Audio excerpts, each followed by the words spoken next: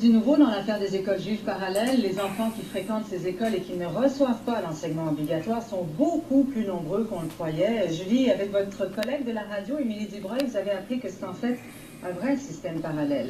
Tout à fait. À force de creuser, ma collègue Émilie a appris qu'il y avait jusqu'à 800 enfants hassidiques qui échappaient au système scolaire québécois. Et ce n'est pas tout. Notre histoire a fait tellement de vagues que la section juive de la Direction de la protection de la jeunesse a entamé des pourparlers avec le ministère de l'Éducation. Car il faut savoir, Pascal, qu'au Québec, il est obligatoire pour tous les enfants jusqu'à 16 ans de fréquenter une école reconnue. On croyait au début qu'il y avait seulement 2 écoles irrégulières.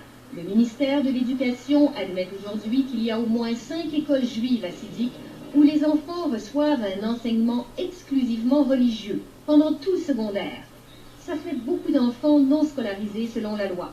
Moi, c'est autour de 700, moi, les chiffres que j'ai. 800, c'est 800, mais les chiffres que j'ai, c'est autour de 700. C'est problématique, évidemment. Pour les enfants, on souhaite toujours que les enfants soient scolarisés. Après 2 jours de refus, le ministre a finalement accepté de répondre à nos questions sur cette délicate affaire.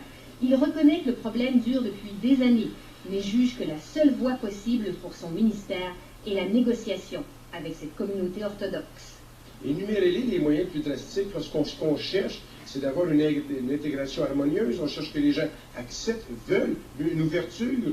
Alors, vous savez, c'est pas les policiers qui font ça, puis c'est pas une imposition pour laquelle, d'ailleurs, on n'a pas beaucoup de moyens présentement légaux. Il n'y avait pas de moyens légaux qui existent. La preuve que le dialogue marche, dit le ministre, c'est qu'il y a de plus en plus d'écoles primaires privées hassidiques en règle, où les enfants suivent le régime pédagogique.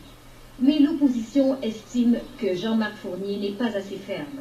Pour moi, ce qui est important, c'est qu'il y a un ministre en poste, une responsabilité qui est impliquée là-dedans, c'est celle du ministre, alors qu'il fasse son travail et qu'on en vienne, une fois pour toutes, à convenir que le droit des jeunes et des enfants passe avant toute chose.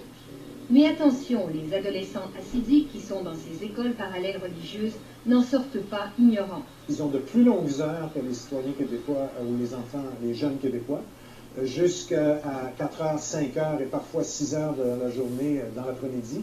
Ils ont aussi des approches beaucoup plus rigoureuses et traditionnelles, c'est-à-dire des apprentissages plus systématiques et moins ludiques. Ils ont aussi des connaissances de raisonnement. Le premier ministre Charest, lui, semble moins conciliant que son ministre. Pour respecter la loi. Des valeurs qui s'affrontent, et il n'y a pas de consensus sur la façon de favoriser l'intégration de ces communautés qui veulent rester différentes et séparées.